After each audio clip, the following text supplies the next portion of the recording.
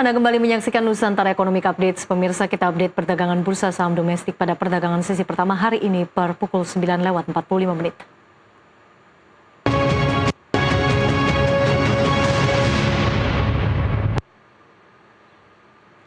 Indeks harga saham gabungan atau IHSG melemah 0,08% di level 8.703,39 per pukul 9:45 tadi, dan saat ini IHSG semakin tertekan di bawah level 8.700, tepatnya dengan koreksi tipis 0,25%.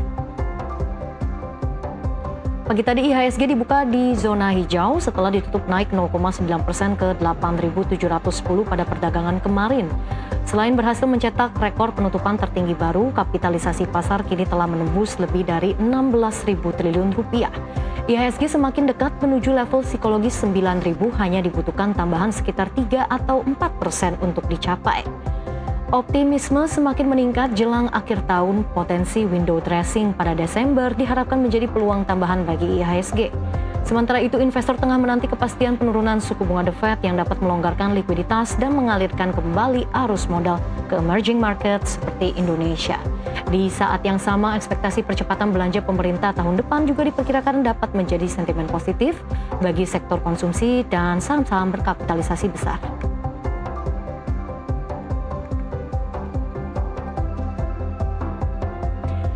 Dan kita beralih ke pergerakan mata uang Garuda per pukul 9:45. Nilai tukar rupiah terhadap dolar Amerika Serikat terpantau terkoreksi tipis 0,09% dan diperdagangkan di Rp16.686 per 1 dolar Amerika Serikat. Rupiah dibuka di teritori positif pada pagi tadi setelah ditutup melemah 0,33% di Rp16.685 per 1 dolar pada perdagangan kemarin. Pelemahan rupiah terjadi di saat dolar juga tertekan di pasar global. Jelang keputusan The Fed, pasar melihat peluang lebih dari 88% bahwa The Fed akan memangkas suku bunga sebesar 25 basis poin yang turut menekan dolar. Dari dalam negeri, pasar mencermati sosialisasi aturan baru penempatan devisa hasil ekspor SDA yang akan berlaku pada 1 Januari 2026. Dalam revisi PP tersebut, seluruh devisa hasil ekspor diwajibkan ditempatkan di bank-bank himbara.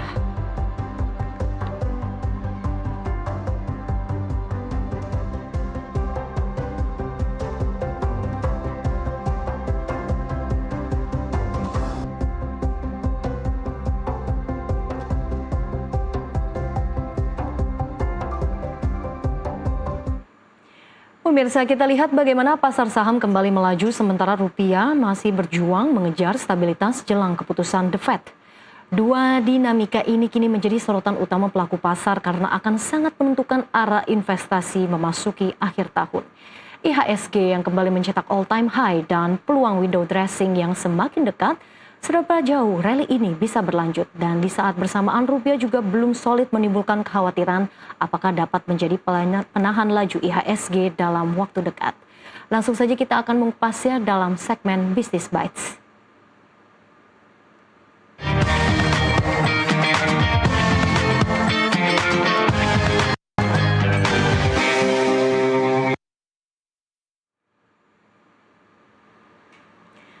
Dan untuk membahas lebih lengkap, sudah bergabung bersama kami Nico Lawrence, selaku Head of Research Panin Sekuritas. Pak Nico, selamat siang. Selamat siang, Mbak Ellen. Terima kasih sudah bergabung bersama kami, Pak Nico. Kita lihat kemarin IHSG berhasil mencetak level all-time high terbaru ya, di atas 8.700. Dari sisi fundamental ekonomi dan juga kinerja emiten yang menopang kenaikan IHSG, apakah rally penguatan ini akan berlanjut?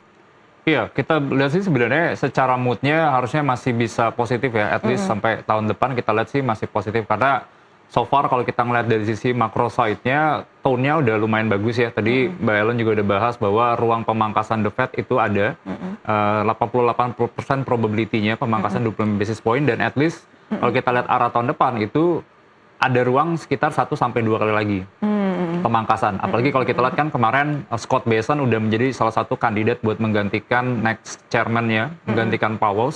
Plus kalau kita lihat dari structure buat dari yang governors-nya The Fed ini, lebih banyak yang tone-nya lebih dovish. Setelah sebelumnya ada Stephen Miran juga di dalam gitu ya. Jadi at least kita lihat arah kebijakannya itu akan lebih liquid gitu ya. Terus kalau kita ngomongin dari sisi tension, so far antara US dan China juga kita lihat lebih positif ya.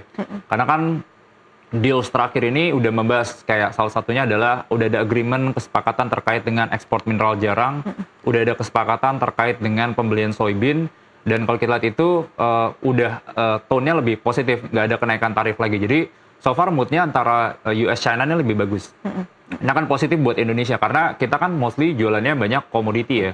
20% kita ekspor kontribusi ke ekonomi, 60%-nya banyak komoditi. Nah, jadi ini menurut kita sih tone-nya juga positif. So far dari sisi makronya pun geopolitiknya bagus ya Mbak Ellen ya. Kalau kita lihat yang terakhir deals-nya Rusia-Ukraina ada 28 kesepakatan, obrolannya sih so far positif ya. Walaupun ada satu bagian yang orang jadi concern masalah penyerahan bagian daerah Donbas region itu tadi. Jadi saya lihat dari sisi makronya bagus. Nah, domestiknya gimana? Nah, kalau kita ngomongin di domestiknya, sebenarnya ruang ekonomi tumbuhnya masih ada. Kalau kita ngomong kemarin IMF, World Bank itu udah revise up, kita punya numbers gitu ya. Pertumbuhan ekonomi GDP, at least kita lihat angka di 5,1%. Dari sisi moneternya gimana? Udah jalan. 150 basis point pemangkasan, permasalahannya adalah gimana caranya nih dari sisi benchmark rate dari BI itu bisa translasi ke suku bunga dasar kredit. Itu kan selalu jadi PR kan, transmisi kebijakan moneter. Nah, cuman saya lihat nih, maksudnya dari BI pun udah memberikan banyak kelonggaran. Salah satunya adalah kelonggaran dari sisi kebijakan makroprudensial ya, KLM yang terakhir. Jadi ada insentif dari sisi giro wajib minimum. Kalau mereka bisa menurunkan suku bunga, mereka bisa menyalurkan kredit ke sektor tertentu, mereka nggak usah setor terlalu banyak dari sisi giro wajib minimumnya. Jadi ada free spending dari sisi kreditnya. Jadi ini saya lihat nih harusnya transmisi kebijakan moneternya akan lebih jalan. Moneternya approve. Fiskalnya gimana sebenarnya? Nah, fiskalnya ini sebenarnya kalau kita lihat dari tone-nya Pak Purbaya, arahnya lebih positif sih, Mbak ya. Kita lihat emang sebenarnya kan ruang defisit akan lebih lebar. Defisit tuh kita bisa tangkap bahwa namanya defisit fiskal, artinya adalah spending bakal agresif. Nah, cuma kan permasalahannya spending ini dulu PR-nya adalah spending ini banyak yang mengendap sebenarnya di perbankan. Gimana caranya nih spending ini nggak cuman alokasi, cuman realisasi. Jadi itu akan di-push sebenarnya, belanja ini akan di-push. Jadi dari moneternya approve, fiskalnya approve. Nah, pertanyaan adalah kira-kira laba bisa kembali nggak? Karena kan sebenarnya kalau kita lihat tahun ini, laba nggak terlalu bagus sebenarnya. Jadi kalau kita lihat laba tuh in overall mungkin sampai full year 2025, kita lihat laba ini mungkin akan terkoreksi. PR-nya di mana? Banking koreksi. Sektor consumer goods koreksi. Komoditi yang seperti batu bara, nikel itu juga koreksi. Nah, cuman kalau kita ngomongin tahun depan, laba kita bisa lihat double digit growth. Kelihatan sektor-sektor banks yang udah mengalami recovery, lendingnya udah mulai membaik, net interest marginnya lebih stabil gitu ya, sama cost of creditnya udah nggak terlalu signifikan. Kalau kita ngeliat dari sisi consumer juga harga soft commodity bahan baku kayak coklat, kopi itu udah mulai turun gitu. Jadi at least kita ngeliat earnings-nya udah mulai pick up, fiskal moneternya jalan, harusnya sih ruangnya ada kenaikan ya, Mbak. Ada angin segar dari global juga dan kemudian outlook untuk ekonomi kita juga lumayan positif ya, begitu ya Pak Niko. Tapi menurut Anda untuk kinerja IHSG kali ini, kalau kita melihat dari flow-nya, dari capital inflow-nya, ini didominasi dari investor domestik atau asing? Nah, kalau kita lihat dalam berapa bulan terakhir ini sebenarnya domestik yang lebih dominan sebenarnya. Jadi kelihatan kayak portion domestik based on data KSE itu sekarang sekitar ownership outstanding itu sekitar 52% versus foreign ownership itu 48%. Walaupun kita nggak bisa ngelihatnya mungkin kayak gini ya, karena kalau kita lihat so far dari sisi data foreign inflow itu tetap naik, Mbak. Jadi intinya kayak secara transaction by value itu sebenarnya angkanya naik, cuman by portion domestiknya lebih signifikan sebenarnya. Nah, kalau kita lihat sih posisi terakhir ini, kalau kita ngomongin dari awal tahun sebenarnya posisinya masih outflow. Cuman kalau kita lihat berapa bulan belakangan gitu ya, inflow-nya udah lumayan positif sih, Mbak Ellen. Inflow-nya juga cukup masif dan kalau kita lihat secara valuasi, secara market cap, ini IHSG sudah tembus lebih dari 16.000 triliun. Anda melihat apakah ini valuasinya sudah cukup wajar atau bisa dikatakan overheating, Pak Niko? Nah, jadi sebenarnya ya kita tahu ya bahwa kalau valuasi itu orang pasti akan lihatnya kayak by nominals market cap sudah sentuh ke level tertentu, kita udah all time high udah 21 22 kali all time high gitu. By nominals mungkin orang lihatnya wah ini tinggi, ini rawan gitu ya. Bahkan beberapa teman pun juga hati-hati gitu ya. Cuman kalau kita misalnya comparing berdasarkan price to earnings ratio, mungkin kita bisa lihatnya dua. Pertama kita lihat historical bench-nya dulu. Nah, kalau kita lihat IHSG dalam historical bench 5-10 tahun terakhir, itu kita masih di level average PE. 5 dan 10 tahun terakhir. Jadi kita sekarang somehow di 14-15 kali price earnings ya. Oke, masih positif. Nah, kalau kita bandingkan secara relatif, kita juga masih diskon. Kalau kita pakai misalnya earnings 2025 itu 14 kali, tahun depan kita 13 kali price earnings, karena earningsnya kan lebih tinggi. Yep. Nah, kalau kita bandingkan sama negara-negara kayak contohnya US misalnya, itu 20 kali price earnings. Kalau kita ngomongin India, 21 kali price earnings. Kalau kita lihat global market itu udah 18 kali price earnings rata-ratanya. Jadi, kalau ngelihat perspektif dari sisi valuation sama dari sisi growth-nya, harusnya Indonesia masih menarik. Karena valuation kita diskon, dibandingkan ke regional peers, kalau kita ngomongin labanya, masih ada ruang pertumbuhannya. Jadi, itu ya. Cuman kan pertanyaannya sebenarnya salah satu pertimbangan investor kan juga rupiah kan. Yeah. Karena rupiah instability ini yang sebenarnya itu jadi lumayan PR. Kita tahu bahwa kan rupiah tuh sekarang tuh belakangan agak sedikit melemah gitu ya, dan 16.700. Karena kemarin dari sisi Bank Indonesia pun kan ada instrumen yang namanya tuh SRBI ya. SRBI itu kan adalah derivatif underlying itu SBN. Nah, issuance-nya makin dikit. Kenapa si SRBI ini issuance-nya makin sedikit? Karena bank juga takut gitu ya. Karena crowding out effect. Perbankan ini susah buat mendapatkan liquidity. Depositonya nggak ada yang mau masuk karena mereka mendingan beli SRBI. Nah, cuman kalau belakangan kita lihat tone-nya tuh SRBI-nya tuh udah sedikit mengalami penurunan. Bagus buat banks, liquidity-nya udah mulai kembali. Cuman concern-nya rupiah sebenarnya. Nah, cuman kalau kita lihat data terakhir, SRBI ini belakangan lagi dinaikin lagi.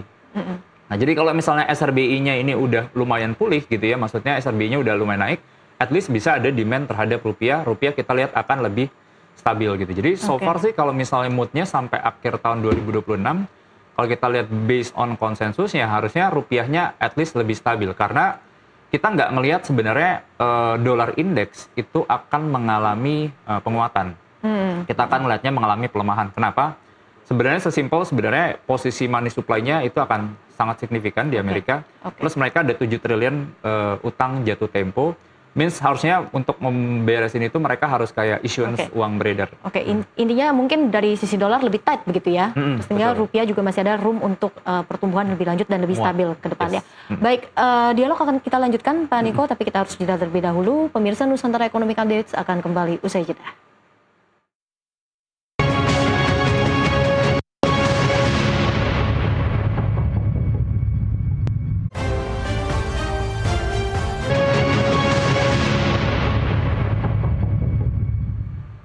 Anda masih menyaksikan Nusantara Economic Updates dan kita akan melanjutkan dialog kita kembali dalam segmen Business Bites. Pak Niko, kita lihat ini yang menarik selain rally penguatan IHSG, indeks-indeks unggulan seperti indeks LQ45, indeks IDX30, ini bisa dikatakan cukup underperform ya. IHSG sepanjang tahun naiknya sudah 20%. Tapi LQ45 sama IDX30 ini cuma sekitar, kalau saya lihat catatan ya, ini mungkin naiknya hanya sekitar 3 atau 4%. Jadi memang ada ekspektasi di akhir tahun ini yang biasanya terjadi identik dengan window dressing. Apakah saham-saham di indeks-indeks unggulan itu akan mengejar kenaikan? Iya, emang ini sebenarnya juga PR-nya fund manager dan juga PR-nya analis gitu ya, Mbak Ellen ya. Karena kalau kita ngeliat kayaknya fund manager tahun ini banyak yang nggak perform gitu ya, karena peak-peaknya mereka tuh rata-rata nggak terlalu naik banyak, bahkan mereka biasa kayak typicalsnya banyak di banks gitu ya. Dan kalau kita lihat kan market ini sebenarnya concentration-nya banyak di sekarang konglomerasi grup gitu ya. Grupnya Pak PP, grupnya Pak Happy gitu ya. Jadi itu yang sebenarnya jadi PR gitu ya. Nah, pertanyaan adalah kalau kita ngeliat komposisi ISG sekarang itu tuh sebenarnya ada sedikit resiko.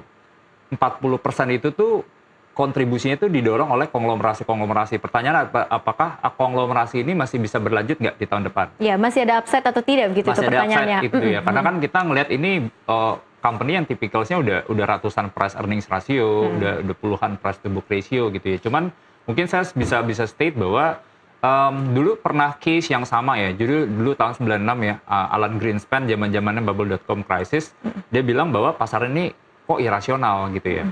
Saham-saham yang naik ini terus naik gitu ya. Walaupun akhirnya setelah 96, 4 tahun, 5 tahun kemudian baru akhirnya terbukti gitu ya. Nah, saya pengen ngasih message-nya apa sebenarnya, bahwa takes time sebenarnya buat ketika market itu mulai menyadari itu ya, yang terkait dengan irrationality ya. Dan somehow saya pengen ngasih sense juga bahwa bukan kadang ya, jadi penelitiannya bilang bahwa valuasi yang mahal itu bukan menjadi proksi yang baik gitu ya, maksudnya untuk return ke depannya. Oke. Jadi somehow yang valuasi mahal itu pun masih bisa naik-naik aja gitu ya. Walaupun sebenarnya tetap ada risiko ya. Nah, saya bilang sebenarnya ya tetap kalau misalnya Bapak ini bisa boleh tetap kayak invest ke market. Cuman dengan risk yang sebenarnya harus sangat dijaga gitu ya, Mbak Ellen gitu ya. Nah, jadi itu sih. Nah, pertanyaan adalah kira-kira apakah buat yang LQ45 gitu ya, IDX itu bisa perform di tahun depan gitu ya. Saya mungkin punya belief gitu ya bahwa sebenarnya dari posisi yang sekarang ini selalu ada yang namanya tuh resiko, ada yang pasti namanya rebalancing gitu ya. Iya. Rebalancing ketika dari sisi kayak mungkin global fund manager, local fund manager mereka ngelihat oh ini kayaknya udah lumayan overvalue, kita akan weightingnya akan dikasih sebenarnya buat saham-saham yang sebenarnya sedikit lagging dan nggak terlalu perform gitu ya. Contohnya kayak banks. Nah pertanyaan adalah apakah banks bisa bagus di tahun depan? Nah dari perspektif saya sebenarnya harusnya bisa lebih positif. Karena emang tahun ini kan labanya negatif semua ya, kecuali BCA ya kalau kita ngomongin big banks ya.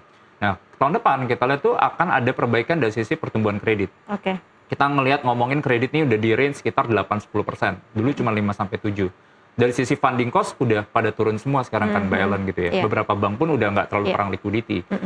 Aset quality juga udah makin bagus gitu karena udah mulai banyak yang bayar kredit gitu. Jadi kalau misalnya earnings-nya udah mulai muncul, harusnya rebalancing ke bank akan jalan sih. Artinya dari sisi kinerja tahun depan mestinya recover begitu ya? Betul. Pak Niko, nah mungkin kalau kita ngomongin yang lagi deket-dekatnya ini, sekarang kan pasar berekspektasi bahwa The Fed ini akan kembali memangkas suku bunga di pekan ini ya. Kita juga sama-sama menantikan ini rilis data pengumuman ini seperti apa dari The Fed. Dengan pergerakan IHSG yang juga kembali sentuh all time high, kemudian rupiah yang masih cukup stabil tapi memang cenderung terkoreksi saat ini. Anda melihat apakah pergerakan market sudah terprice in? The price in, kalau menurut saya sih sebenarnya masih banyak yang belum di price in oleh posisi market sekarang gitu ya. Pertama dari sisi makronya nih sebenarnya, karena selalu nih translasinya. Kalau misalnya bunga gampang, bunga rendah gitu ya, ini kita tinggal nunggu global liquidity akan masuk ke emerging aja sebenarnya. Dan itu belum agresif sebenarnya saya lihat gitu ya. Karena ya maksudnya dari posisi sekarang pun European Central Bank juga ada pangkas suku bunga gitu ya, US juga ada pangkas suku bunga. Mungkin Asia kecuali Jepang itu kebijakannya udah longgar juga. Nah kita tinggal cari nih sebenarnya, liquidity akan cari sebenarnya prospek gitu ya, return gitu. Nah itu akan masuk, yang menurut kita tuh liquidity kayaknya belum terprice in secara penuh. Nah kalau kita ngomongin tahun depan sebenarnya market itu belum kayak mempertimbangkan sebenarnya ada ruang lagi bahwa Bank Indonesia itu masih bisa pangkas suku bunga. Terlepas dari kita ngomongin kita udah pangkas 150 basis point, orang ngeliatnya kayaknya udah ini deh, rupiahnya kayaknya lemah gitu. Orang takut gitu ya. Cuman kalau kita ngeliat dari sisi posisi inflasi yang sekarang lumayan stabil, arah kebijakan moneternya juga dari Pak Prabowo gitu. Walaupun kita ngomongin independensi, Bank Indonesia harus independence ya. Cuman kita ngeliat arahnya adalah mereka kecenderungannya lebih dovish. Fiskalnya juga akan jalan. Nah, jadi itu yang sebenarnya menurut kita belum ke-capture. Sama pertumbuhan sih. Pertumbuhan laba bersih emiten ini yang orang masih kayak, laba kemana nih kira-kira gitu ya. Bank bisa bagus nggak? Nah, kalau itu seandainya mulai ini, menurut kita sih posisi ISG sekarang itu belum terlalu price in ya. Baik. Kita tadi sudah bahas soal IHSG dan juga rupiah. Yang menarik adalah mungkin komoditas emas. Ini kan juga rally-nya kencang ya sejak awal tahun ini. Apakah masih ada potensi kenaikan lebih lanjut? Karena banyak juga analis memperkirakan bahwa emas paling tidak bisa menyentuh $5.000 per troy ounce. Iya. Kalau gold ya, so far sih momentumnya masih bagus ya Mbak Ellen ya. Mungkin gold nih kita lihat kan ya dulu orang kayak ya gold itu sebenarnya kayak fear commodity. Orang takut ekonomi jelek apa segala macam mereka pegang gold gitu ya. Cuman sekarang kalau kita lihat itu demand gold itu lebih structural, nggak pure sentiment gitu ya. Karena kalau kita ngomongin kayak contohnya central banks di beberapa negara buying itu masih signifikan kelihatan angkanya walaupun sedikit melambat ya. Korea, Jepang masih beli terus gitu ya. China masih beli terus kecuali US ya.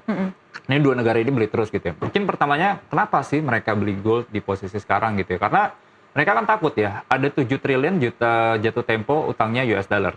US nggak akan default, mereka akan print uang. Print uang berarti artinya si dolar indeksnya akan melemah. Kalau seandainya mereka megang US Treasury, dikasih bunga cuma 4%, dolar indeksnya melemah 5%, itu negatif return buat mereka.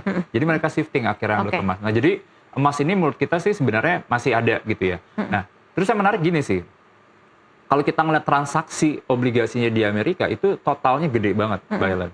27 triliun US dollar total outstanding-nya. Ownership transaksinya satu hari itu 600 billion US dollar. Kalau seandainya kita bayangkan 50 billion aja masuk ke ETF futures kayak gold, itu pasti menurut kita akan dorong permintaan buat emas juga sih. Baik. Mungkin singkat saja Pak Niko, apa yang harus dilakukan investor jelang menutup tahun ini? Apakah wait and see, apa profit taking, atau seperti apa? All in. Oke. Jadi kalau kita lihat itu indeksnya pasti window dressing bakal positif, ekonomi momentum juga bakal positif. Jadi mungkin kita bisa naikin porsi sahamnya lebih agresif sih. Oke, baik ya. Kita tentu sama-sama harapkan ya bisa jadi mungkin IHSG bisa menyentuh level psikologis baru 9.000 ya. Tapi memang yang perlu diperjelas adalah mungkin outlook ekonomi untuk kuartal ini, kuartal 4 tahun 2025 dan juga di tahun depan. Terima kasih sekali lagi Bapak Niko Laures selaku Head of Research Finance Sekuritas telah bergabung bersama kami di Nusantara Economic Updates. Sehat dan sukses selalu. Makasih banyak Mbak Ellen, makasih semuanya. Dan pemirsa, Nusantara Economic Updates akan kembali usai jeda.